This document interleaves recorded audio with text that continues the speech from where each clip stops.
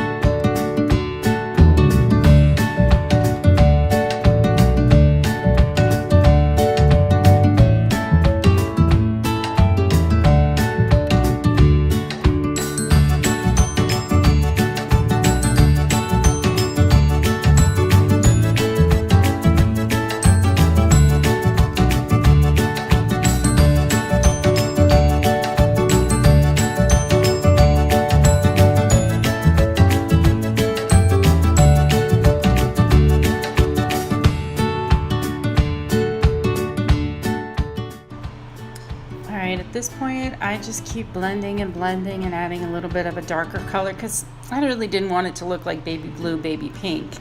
After I'm done with this, I'm gonna take the art foamies that were just gifted to me by Rebekah Meier, and I'm gonna try working on a really simple background that has kind of a aged look to it.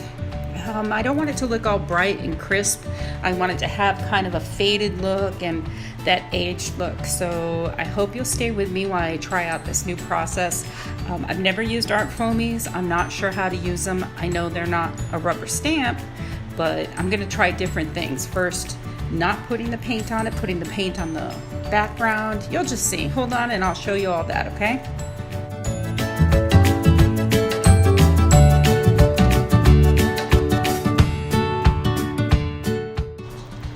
Alright, here I'm taking my favorite color, teal, and I'm just putting a little bit on with my hand, and I'm taking some of the white fluid acrylic.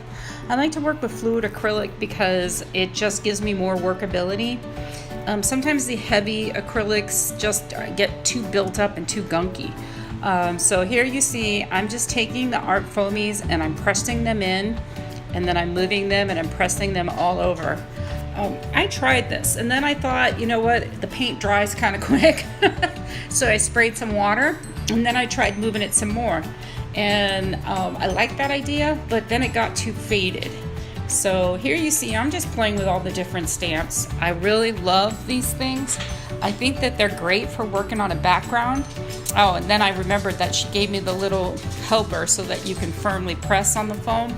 So again, I'm just going back and forth over this. I'm not trying to have a clear, crisp design. I want this to look kind of like your papers do when you gel print. And I really am digging the way these came out, kind of a light faded background. Now here I'm just rolling on over it. Now don't worry, the stuff that I did below is still in that white. It's not going to disappear completely. And I'm adding more. Now I'm taking away paint as I do this because I don't want the teal to overwhelm it. And again, you move it from one spot to the other because you're kind of lifting a little paint and moving a little paint and removing paint all at the same time. I really think that you should try using some of these. It's a really interesting soft background finish.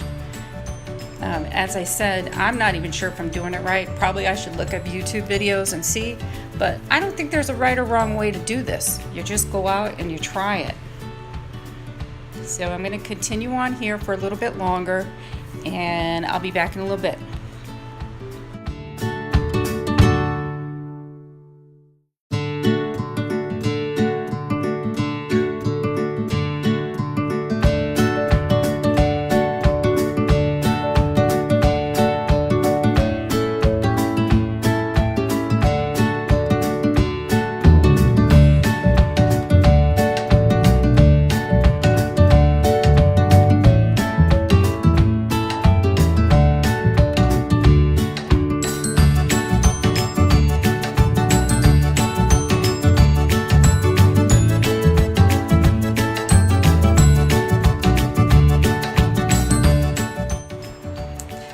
some of you are wondering what I'm doing here. I didn't put any paint on there. I'm not dabbing with the stencil. I'm using a baby wipe. This method of removing paint is one of my favorite when I do a background, because you're never going to know what you get, because there was so many different colors underneath. As I did it, it lifts off certain amounts and it blends other ones, and then some lift on the stencil, and when I move it, it actually appears there. Now here I'm just going back over. I sprayed some water on my stencil. I mean, not on the stencil, on the art foamy. And I thought I would just try stamping it after that. And actually you'll see you get a really nice faded look there. Next, I'm showing you right here. You see I sprayed the water on there, just water. I put it on the thing and it did lift off some paint, just like the idea of removing the paint through the stencil. And this works, but not as well. You're gonna get a lighter faded look. You're not gonna get that crisp look that I got when I put the paint on there and I used the stencil to move it, or the foamy to move it around. After drying all of that, I'm gonna take some of this Art Deco fluid acrylic. This is in Quinidone Gold. I love this color, especially when you're working with teal. I'm watering it down so that I get some time with it. And now I'm going to try putting it directly on the art foamies. Again, I don't know what this is going to look like. Now I'm only pressing lightly because I don't want to overwhelm the piece with this color or with this detail. And as you can see here, it's a totally different look. So I definitely am really enjoying this nice gift that I got, because these things have so much versatility, and I know that the best thing to use them for is going to be on my gel plate. But today I just wasn't going to be making any papers or working on it. But on your gel plate, I can only imagine how nice and easy it's going to be using these to get texture and background. So I'm going to continue working on this, and I'll be back in a minute. Bye.